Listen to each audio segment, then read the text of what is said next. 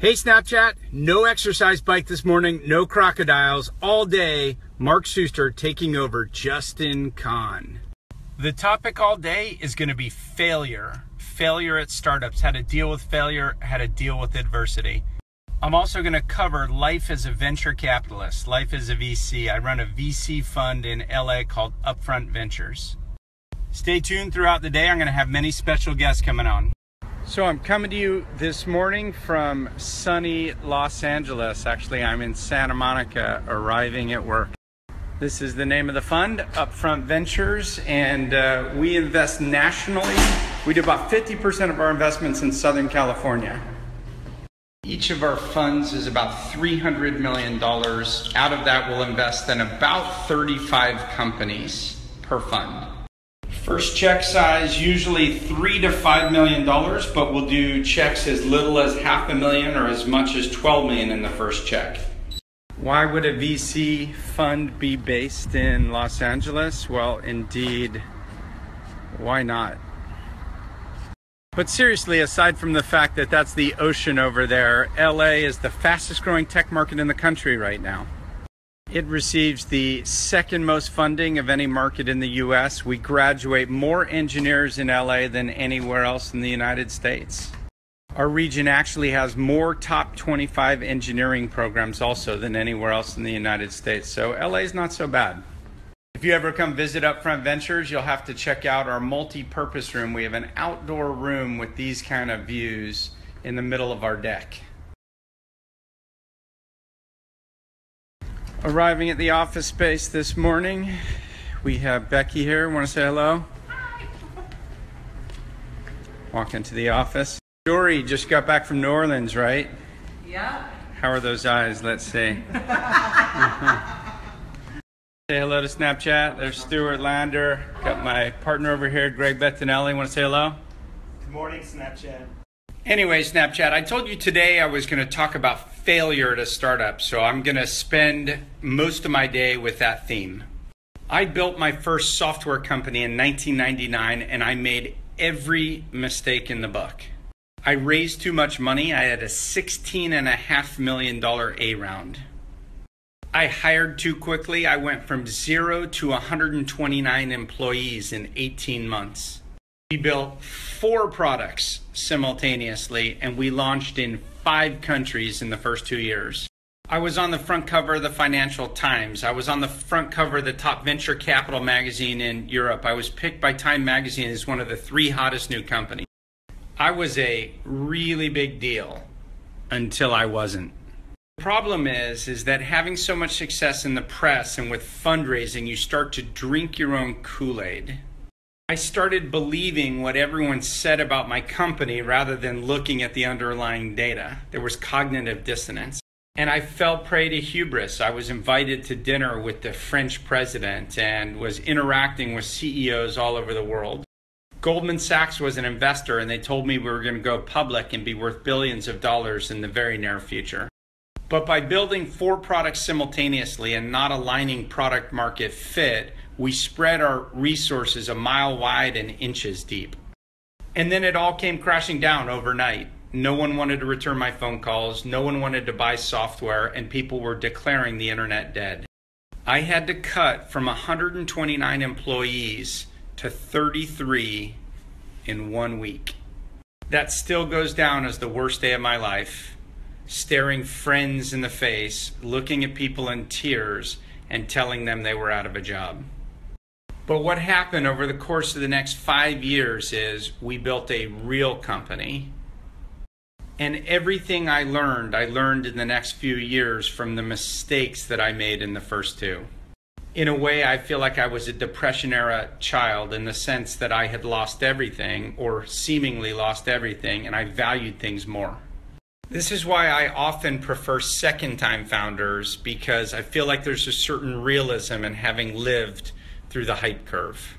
I want to describe that to you. You've got progress on the y-axis and time on the x-axis. Sometimes progress is followed by hype. When you start, you move really quickly up this curve of what you perceive as progress. First few points on the curve are very predictable. You start a company, you hire people, you raise dollars, you get a bunch of PR. The problem is that when the positive accolades come in from your friends, family, coworkers, parents, you start to feel a sense of your own success. And of course, from dollars in PR and a team, you often ship product, get customers, leading to more PR and often more dollars. So in the first phases of a company, you rise really rapidly along this progress curve, sometimes a hype curve that leads to a false sense of success. But almost every startup I've ever worked with has gone through the other side of this curve where progress seems to slow. The kind of things that manifest itself when you're hitting the other side of the curve, it can be any one of the following things. Employees quit, you get bad press, you find that initial bump of customers don't retain themselves. Maybe you had some dollars coming into your company from customers and maybe those orders have slowed. Two other competitors launch and suddenly they're getting a bunch of press and people are now asking whether or not you're as good as they are. Your own investors are not proving as supportive as you thought they were going to be. Now you're 18 months into the company, your team is asking for pay increases, they're asking for new equity allocations. And frankly, you start to doubt yourself. You start to doubt whether or not your product was good, your team was good, or whether you're the right stuff. These are really predictable occurrences and emotions in a startup, but because they don't get reported on, we think that we're having unnatural confidence lacking. That's why I like to talk about failure. All people have gone through failure, whether on specific incidences or as a company overall. Failure's normal. The question is, what do we learn from it? Does it make us stronger? Do we adjust? Do we lift our socks back up and get back out on the road? And again, for me, this is why I love seeing entrepreneurs who have gone through tough times, because resiliency is one of the most important attributes of a successful entrepreneur. When you get kicked in the face constantly and you have to come into work and keep your attitude strong and keep pushing forward when anyone else doesn't believe you, that's what it's like to be an entrepreneur. And the absolute truth is, no matter how big the company is, the people at the top are still dealing with that pressure. You think Dropbox, as successful as it is, isn't feeling stressed at the top end of the market and isn't getting market self-doubt? You think Instacart, Postmates, DoorDash aren't feeling the pressure of all of the competition in the market, all of the dollars spent on trying to win that huge battle? Would you want to be the CEO of Twitter right now? I love Twitter. Imagine how much stress it is at the top right now. The low point on this curve is called the trough of disillusionment. That is your low moment. Investors didn't show up with as much money as you'd hoped. You had to cut jobs, you had to cut scope, the press doesn't love you anymore, and every day you still have to wake up and dream. You come out of this, you end up in a new normal, which you'll notice is nowhere near what the previous progress and hype curve was, but it's still success. It's about living to fight another day. It's about realizing that you need to do more with less and have different expectations for what success means. And sometimes, best will in the world, you end up still going down the failure route. It's just the product didn't work and you need to fail gracefully. Failing gracefully is about not being a quitter. It's about not leaving people in the lurch. Helping your employees make smooth transitions. Helping customers not feel like they were left holding the bag. Working with investors, making clear that you understand that you took their money even if you didn't make them money. I always said the fail fast mantra needs to fail fast.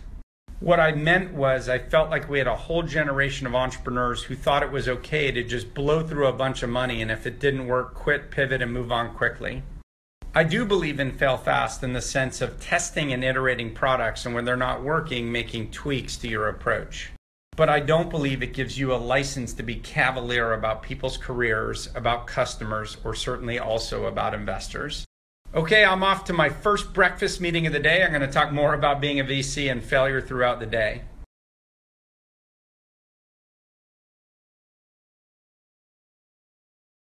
Okay, so I'm on my way to breakfast with Rob Goldberg. He runs a company called Fresno.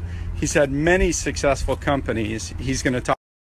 No hoverboards for me, strictly these guys on my way to breakfast in Santa Monica. Now, I've told you a little bit about how investors like me think about failure and why we like to judge adversity. I'd like to tell you how to judge a VC.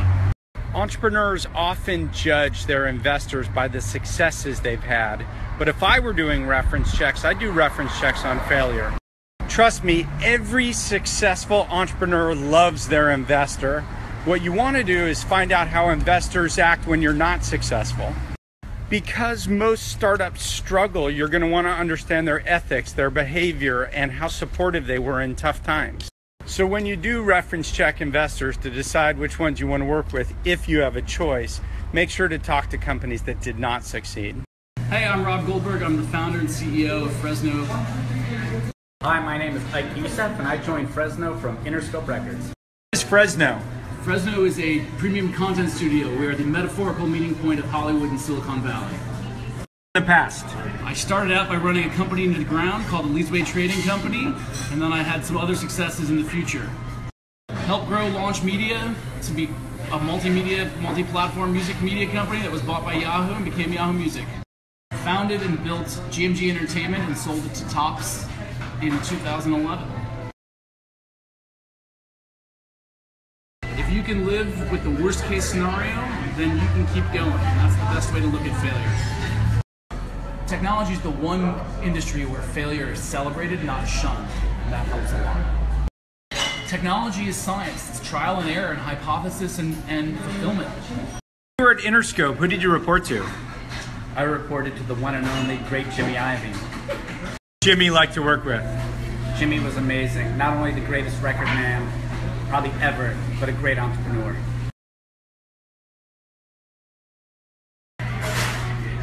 One thing I learned from Jimmy Iovine: have a laser-like focus and never stop. Asa Steele, Go Guardian CEO. Advait Shinde, Go Guardian CTO. Go Guardian provides tools to help K-12 districts understand their technology usage. If you give a 14-year-old a device, some weird stuff is going to go down. We help prevent the weird stuff and help the good stuff. Students are actually using this now. 3 million. 3 million in the United States? Yep. Teachers use the tech. Teachers use it to understand in the scope of a classroom how their students are using technology in real time. How big of a tech challenge has it been? We ingest hundreds of millions of student events per day, on the order of magnitude of the Twitter Firehose. One thing that surprised me is just how popular Chromebooks have become in the classroom. Seems iPads are less popular. Chromebooks are crushing it. Yeah, consumer and education are completely different. Well over half of new devices in schools are Chromebooks. What up, Snaps? I'm back. Did you miss me? Sounds like a lot of you liked that Mark Suster takeover. If you loved his advice, go check him out right here